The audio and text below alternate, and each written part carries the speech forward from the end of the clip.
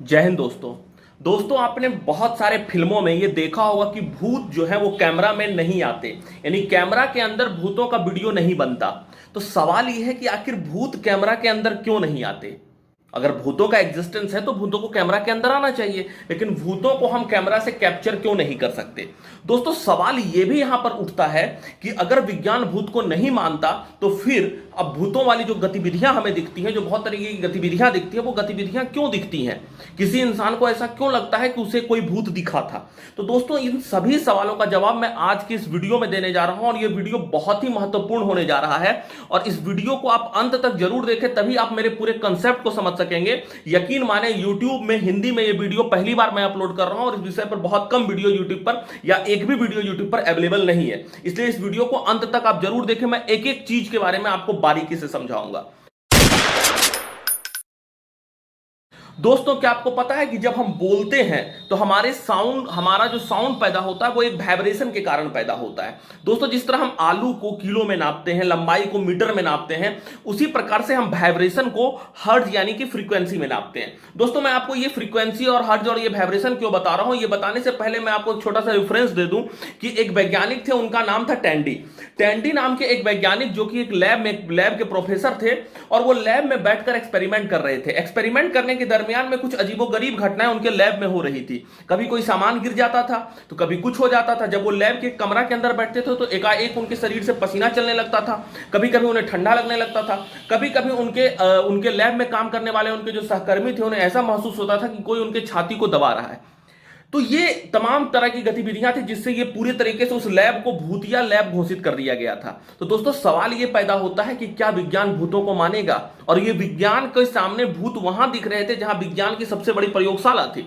तो सवाल ये उठता है कि आखिर ये सभी गतिविधियां कैसे हो रही थी। तो टेंडी ने इन चीजों को देखा और टेंडी ने इसे ऑब्जर्व किया। एक दिन टेंडी जो थे वो लैब में काम कर रहे थे, तो उन्हें दिखा कि पीछे में कोई है जो उनको जिसका परछाई उन्हें दिख रहा था। तो उन्हें लगा कि पीछे कोई है जो हमारे तरफ आगे बढ़ रहा है। जब टेंडी उसके नजदीक गए तो फिर उन्हें वो कुछ दिखा नहीं, लेकिन उन्हें वो यकीनी तौर पर उन्हें ऐसा महसूस हुआ कि उनकी आंख के सामने कोई था जो उन्हें देख रहा था पीछे से। तो अब अगले दिन टेंडी को लगने लगा कि आखिर ऐसी क्या चीजें हैं। कभी कभी लगता था उनकी आंखों के सामने कोई तितली उड़ रहा है, जबकि वैसी कोई तितली वहां पर होती नहीं थी। जब बात ध्यान से देखते थे तो कोई तितली वहां दिखता नहीं था। तो इन सभी गतिविधियों ने टेंडी को यह मानने पर मजबूर कर दिया कि इस लैब के अंदर भूत है। फिर टेंडी तो चूंकि मानते तो थे नहीं और ना ये मानने वाले थे, क्योंकि विज्ञान के लोग थे और विज्ञान हर चीज के पीछे लॉजिक ढूंढता है। तो टेंडी इसके लॉजिक का पता लगाने लगे। अब उनका क्या लॉजिक था, इसको समझने के लिए आपको हमारे इन बातों को ध्यान से सुनना और समझना पड़ेगा। दोस्तों दरअसल होता क्या है, होता यह है कि हम लोग जो आवाज निकालते हैं अपने मुंह से उसमें एक वाइब्रेशन होता है। यानी कि जो वाइब्रेशन होता है, आप जब यहां पर टच करेंगे बोलते समय तो आपको महसूस होगा कि आपका जो ये आवाज है ना, यहां से जहां से आवाज पैदा हो रहा है वहां पर वाइब्रेशन हो रहा है और यहां पे वाइब्रेट होता है। इस वाइब्रेशन को हम लोग मेजर करते हैं। वाइब्रेशन को मेजर करते हैं फ्रीक्वेंसी में और उसको बोलते हैं हर्ट्ज। तो जो साउंड का फ्रीक्वेंसी होता है वो 20 हर्ट्ज से लेकर 20,000 हर्ट्ज के बीच का आवाज हमारा कान सुन सकता है। 20 हर्ट्ज से नीचे का आवाज हम लोग नहीं सुन सकते हैं, और 20,000 हर्ट्ज से ऊपर का आवाज को भी हम लोग नहीं सुन सकते हैं। 20 हर्ट्ज के नीचे की आवाज को हम लोग इंफ्रासाउंड बोलते हैं, और 20,000 हर्ट्ज के ऊपर की आवाज को हम लोग अल्ट्रासाउंड बोलते हैं। दोस्तों इंफ्रासाउंड बहुत बार कुत्तों के द्वारा सुना जाता है, इसीलिए आप लोगों को पता होगा कि जब कभी भूकंप आता है तो उसके पहले कुछ जानवर उछलने कूदने लगते हैं और उन्हें यह पता चल जाता है कि भूकंप आ रहा है। लेकिन हमें पता नहीं चल पाता, हम लोग भूकंप का प्रिडिक्शन नहीं कर पाते हैं, क्योंकि इंफ्रासाउंड जो होता है वो हमारे कानों के द्वारा डिटेक्ट नहीं होता। अगर हमारे आसपास इंफ्रासाउंड पैदा हो रहा होगा तो हमारा कान उस साउंड को नहीं सुन सकता है, और अल्ट्रासाउंड को भी हमारा कान नहीं सुन सकता है। तो सवाल यह पैदा होता है कि हम ये फ्रीक्वेंसी आपको क्यों समझा रहे हैं। दोस्तों हर चीज के अंदर एक नेचुरल फ्रीक्वेंसी होता है। उदाहरण के तौर पर आप ये समझ लीजिए कि जो एक शीशा होता है ना, उस शीशा का नेचुरल फ्रीक्वेंसी होता है 700 हर्ट्ज। यानी कि 700 हर्ट्ज का फ्रीक्वेंसी उस शीशा को दिया जाएगा तो वहां पर रेजोनेंस क्रिएट हो जाएगा और शीशा टूट जाएगा। दोस्तों क्या आपको लगता है कि कोई इंसान आवाज से शीशा तोड़ सकता है? और अगर आपको यकीन नहीं होता है तो आप ये वीडियो को देखिए।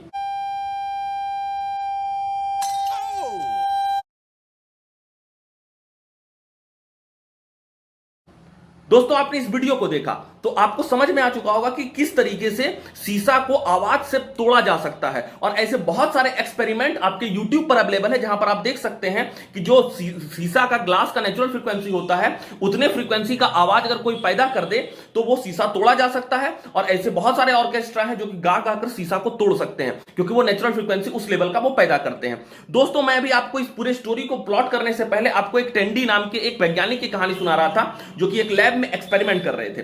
दोस्तों टेंडी जब लैब के अंदर एक्सपेरिमेंट कर रहे थे तब हुआ दरअसल ये था कि उनके लैब में एक पंखा लगा हुआ था और उस पंखा से 18 हर्ट्ज का एक फ्रीक्वेंसी पैदा हो रहा था। पंखा जब चल रहा था तो उस चलने के आवाज से 18 हर्ट्ज का फ्रीक्वेंसी पैदा हो रहा था। दोस्तों ये 18 हर्ट्ज 20 हर्ट्ज से नीचे है, यानी ये एक इंफ्रासाउंड है जो कि हमारा कान इस साउंड को नहीं सुन सकता है। लेकिन ये जो 18 हर्ट्ज होता है ना, ये इंफ्रासाउंड हमारे आंख का जो नेचुरल फ्रीक्वेंसी होता है वो भी 18 हर्ट्ज ही होता है। तो 18 हर्ट्ज का पंखा का जो साउंड था, जो हमारे आंख का इंफ्रासाउंड, जो हमारे आंख का जो वो फ्रीक्वेंसी था, नेचुरल फ्रीक्वेंसी, दोनों मैच कर जाता है। इसी कारण हमारा आंख वाइब्रेट करने लगता है।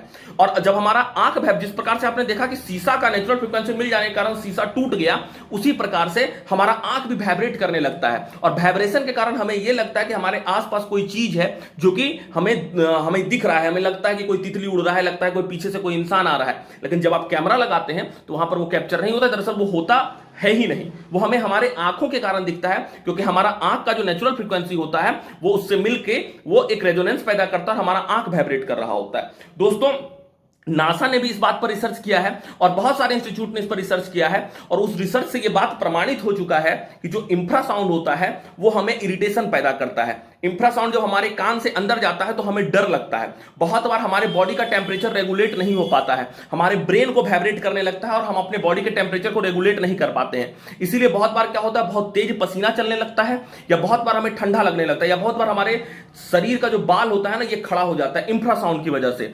दोस्तों इस टेक्निक का इस्तेमाल फिल्मों में भी किया जाता है। बहुत ऐसे फिल्म बने हैं और बहुत ऐसे फिल्म निर्माताओं ने ऐसे फिल्म बनाए हैं जहां पर इंफ्रासाउंड का इस्तेमाल किया गया है। इंफ्रासाउंड का इस्तेमाल करके उन लोगों के अंदर डर पैदा करने का काम करते हैं। दोस्तों इंफ्रासाउंड नॉर्मल मोबाइल या नॉर्मल डिवाइस से पैदा नहीं किया जा सकता। इंफ्रासाउंड को पैदा करने के लिए बहुत ऐसे कीड़ा मकोड़ा होता है जो कि उड़ता है तो वो इंफ्रासाउंड पैदा करता है, वो नेचुरली है। बहुत बार विंडमिल जो होता है, पवन चक्की, उसके चलने से भी इंफ्रासाउंड पैदा होता है। बहुत बार एसी से इंफ्रासाउंड निकलने लगता है, बहुत बार पंखा के चलने से इंफ्रासाउंड निकलने लगता है। तो जब ऐसी चीजें, जब इंफ्रासाउंड हमारे पास आती है तो वो हमें इस प्रकार के इरिटेशन को क्रिएट करती है।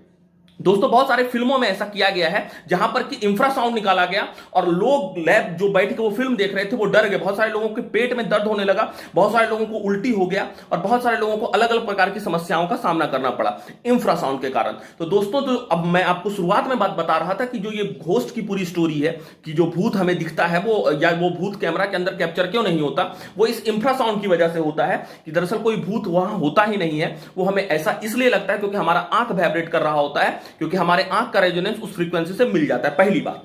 दूसरी बात कि जब बॉडी का टेम्परेचर एकाएक बढ़ जाता है या एकाएक घट जाता है, एकाएक हार्टबीट चेंज हो जाता है, तो वो सब हार्मोन्स के चेंज होने के कारण हमारे शरीर में कुछ हार्मोन्स की मात्रा बढ़ जाती है, कुछ हार्मोन्स की मात्रा कम हो जाती है, जिसके कारण, जो कि इंफ्रासाउंड के कारण ही होता है, जो हमारे ब्रेन को वाइब्रेट कर देता है। तो इस वजहों से ये सारी चीजें होती है। तो दोस्तों मुझे लगता है कि आपको ये पूरा वीडियो समझ में आ रहा होगा कि आखिर क्यों ये पूरे भूत की कहानी को प्लॉट किया जाता है और क्यों हमें ऐसा लगता है कि कोई चीज हमारे पीछे या हमारे आगे है। और ये बहुत बार रिसर्च से प्रमाणित हो चुका है।